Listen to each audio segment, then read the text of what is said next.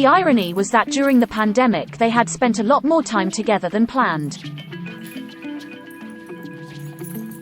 Phillip was happily enjoying his retirement at Wood Farm on the Sandringham estate when COVID struck, and he was flown to Windsor to spend several months in lockdown with the Queen.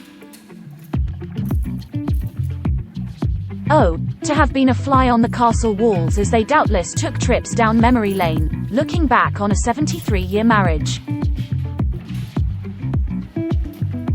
As ever, humour kept them going. I'm told that when a friend rang for a regular chat with Her Majesty, she mentioned that there was a rumour on social media that the Duke of Edinburgh had died. The friend creased up as she heard the Queen call out to her husband in the next room, "Are you dead?"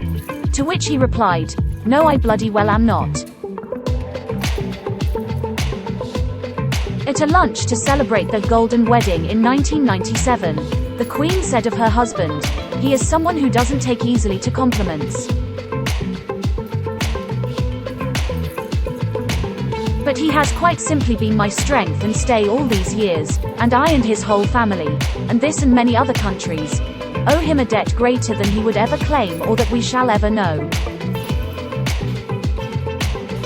The couple met at a family wedding in 1934 when the Queen was 8. Both descended from Queen Victoria, they were third cousins. The Queen really fell in love with him when she was 13 and, with her parents, was visiting the Royal Naval College at Dartmouth. The handsome blonde Greek prince, then 18, sealed the friendship over crackers and lemonade and impressed Elizabeth by vaulting a tennis net. During the Second World War they wrote to each other and Philip visited her at Windsor on Navy leave. Establishment figures had grave doubts on his suitability. One of his sisters married a top Nazi, but Philip was the only man for her. They wed in Westminster Abbey on November 20, 1947, honeymooning at Broadlands in Hampshire, the home of his uncle Lord Mountbatten, and at Birkhall in Scotland, with her favourite corgi for company. They enjoyed a similar sense of humour, often relying on practical jokes.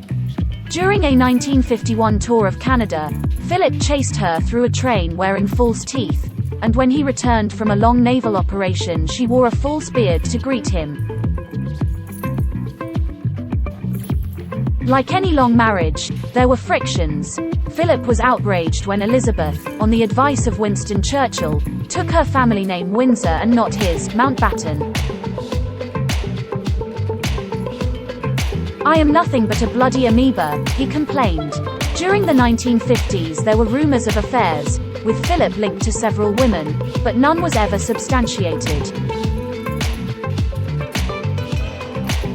Although he walked a few paces behind his wife in public, Philip, who gave up his Navy career when she became Queen in 1952, wore the trousers in private.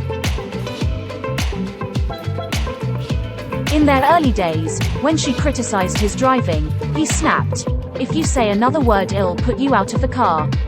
He called her cabbage, and if they had a row she would say, "I've got my Miss Piggy face on." It was Philip's idea to modernize the monarchy by agreeing to the 1969 fly-on-the-wall documentary Royal Family, which showed the Queen and her children at play. The TV program was criticized, but that was nothing compared to the 1990s when 3 of their children's marriages broke up and Princess Diana died in a car crash. But the Queen and Philip turned the family fortunes around. Their late press secretary Ronald Allison praised their teamwork, saying, "They're always talking to each other saying, 'Look, darling, did you see that?' I always thought the Queen would go one better than Philip and live to 100, but maybe she missed him too much." Related articles: Kate rushes to pick up George, Charlotte and Louis from school, Prince Archie and Princess Lilibet. Sussex kids could have new styles. Queen death. Reporters, emotionally blindsided by news. Andrew looks set to take on Queen's beloved dogs after Monarch's death. Prince Harry looks distraught in new pictures as he returns to Windsor.